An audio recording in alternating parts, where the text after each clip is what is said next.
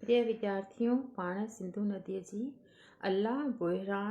सिंधु अला बुहिरान जो नाव कविता करे रहिया हुआसीं। हिन में पाण एसि ताईं पढ़ियोसीं त सभ खां पहिरीं जंहिंजी गोद में खेॾियो हो सुधरियल इंसान। माना सभिनी खां पहिरीं तुंहिंजी नदी तुंहिंजी गोद में जेको सुधरियल इंसान आहे उन ई खेलियो हो, उन ई रांदियूं रूंदियूं कयूं हुयूं। वेदनि सूफ़ियुनि दाना हुनजो ज्ञान सुणाए करे सुञाण। तुंहिंजी नदीअ जे कप ते अची करे वेदनि सूफ़ियुनि ऐं पवित्र इंसान दाना वारनि माना पवित्र इंसाननि अची करे ज्ञान ॿुधायो आहे। पंहिंजूं गाथाऊं पंहिंजी ज्ञान जूं रूहानियत जूं आध्यात्मिक ज्ञान जूं जेके आहिनि कथाऊं अची करे पंहिंजूं गाथाऊं अची करे ॻायूं आहिनि। पंहिंजो वीचार पंहिंजूं भावनाऊं तुंहिंजी नदीअ जे कप ते अची करे पेश कया आहिनि।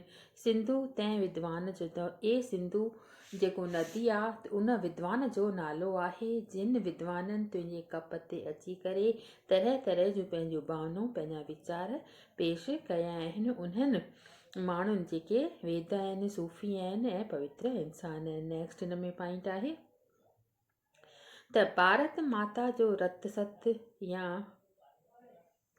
भारत माता जो रत सत या सत जो रक्षक को पहिराण।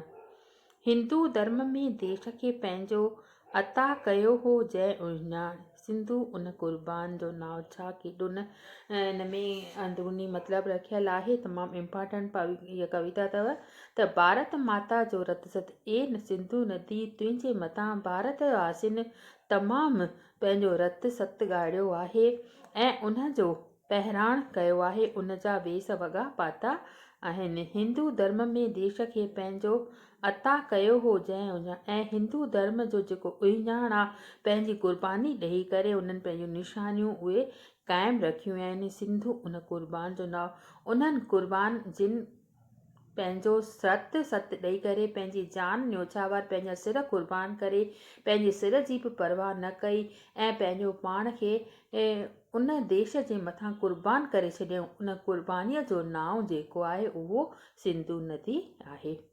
अॻिते ॿुधाए थो त नाहक जे झगड़नि में चिथजी घायल जंहिंजो थियो हुया बिना मतिलब जे उहो नाहक मतिलबु बिना कंहिं मतिलब जे हू झगड़नि में न अटकंदा आहिनि। घायल थियो जंहिंजो या उनजो जेको हियांव आहे उनजो जेको मन आहे उहो ज़ख़्मजी पवंदो आहे। रतो छाण ॻाढ़े थी घोड़ा अॼु सां जीजल बचड़नि कान। उन्हनि बचड़ा जिन पंहिंजो रत सत उन ते मथां कुर्बान करे छॾियो उन्हनि जी जीजल माउ जेका आहे उन्हनि जे रतो छाण उन्हनि जे सिर ते उन्हनि जे कुर्बानीअ ते अॼु घोड़ा ॻाढ़े रही आहे, आंसू ॻाढ़े रही आहे। सिंधु तंहिं बुहिरान जो नाव सिंधु अला उन ई संघर्ष जो उन ई स्ट्रगल जो नाव आहे। सिंधु अला उन बुहिरान जो नाव सिंधु अला उन संघर्ष जो उन स्ट्रगल जो उन जे मथां जिन बि पंहिंजूं कुर्बानियूं कयूं, जिन पंहिंजा वीचार जिन पंहिंजूं भावनाऊं पेश कयूं आहिनि उन्हनि वेदनि जो उन्हनि सूफ़ियुनि जो उन्हनि दानावरनि इंसाननि जो उन्हनि कुर्बान इंसाननि जो उन्हनि बचड़नि जो जिन पंहिंजा सिर कुर्बान करिया उन्हीअ जो नाव आहे सिंधु। जिते अची करे आदि जुगात खां इंसानु पंहिंजी जेको आहे ख़ुशीअ नसीब सम्झे थो उन जे कप ते वेही करे पंहिंजा तरह तरह जा वीचार आध्यात्मिक ज्ञान हासिलु करे थो। उन्हीअ बुहिरान जो उन्हीअ संघर्ष जो उन्हीअ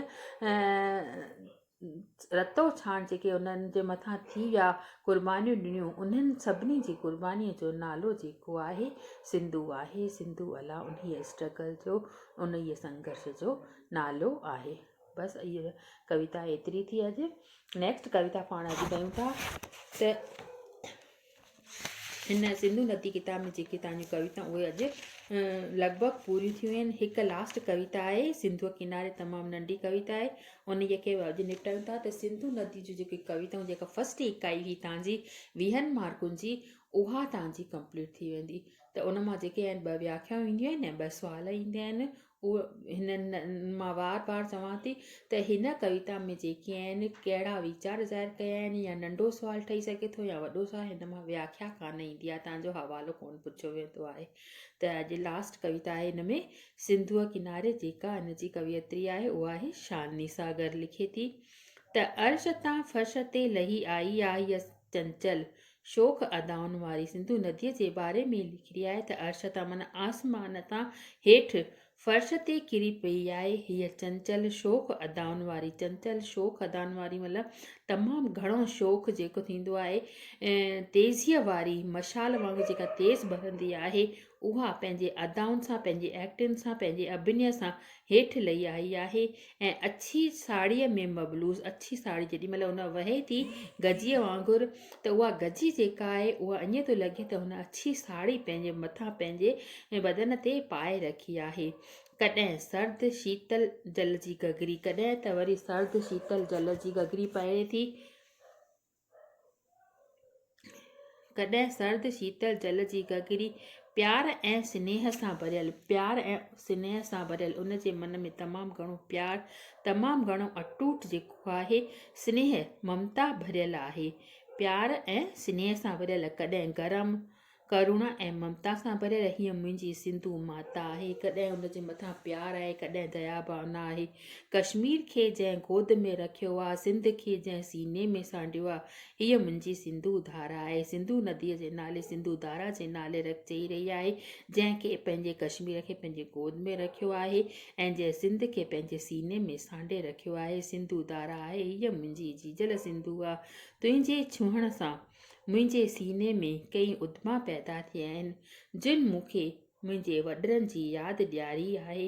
तुंहिंजे किनारे ते दुनिया जे बेमिसल तहज़ीब, तहज़ीब माना जेका लक्षण थींदा आहिनि, तहज़ीब जनम वरितो आहे।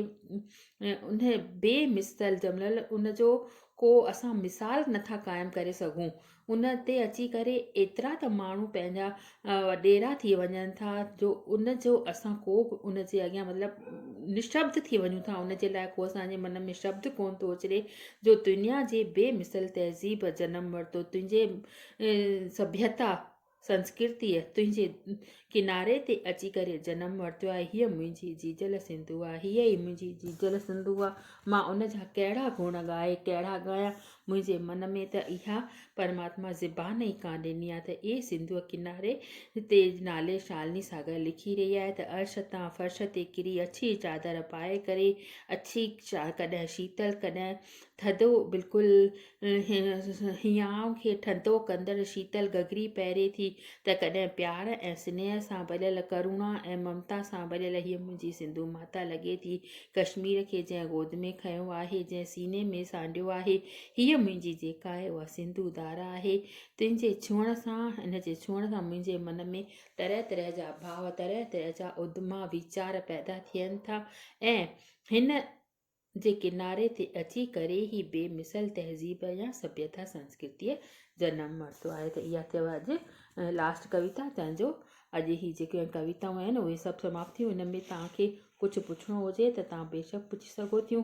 18 तारीख़ तव्हांजा घणो करे कॉलेज खुली वेंदा, ऐं तव्हांजे जेको 3rd ईयर जे क्लास फाइनल जे क्लासनि वारनि खे अचण जी परमिशन मिली वेंदी घणो करे, ऐं तव्हां अची करे आम्हूं साम्हूं सां का बि डिफ़िकल्टी या का बि शंका हुजेव त तव्हां अची करे सां पुछी सघो थियूं। बसि अॼु एतिरो ई।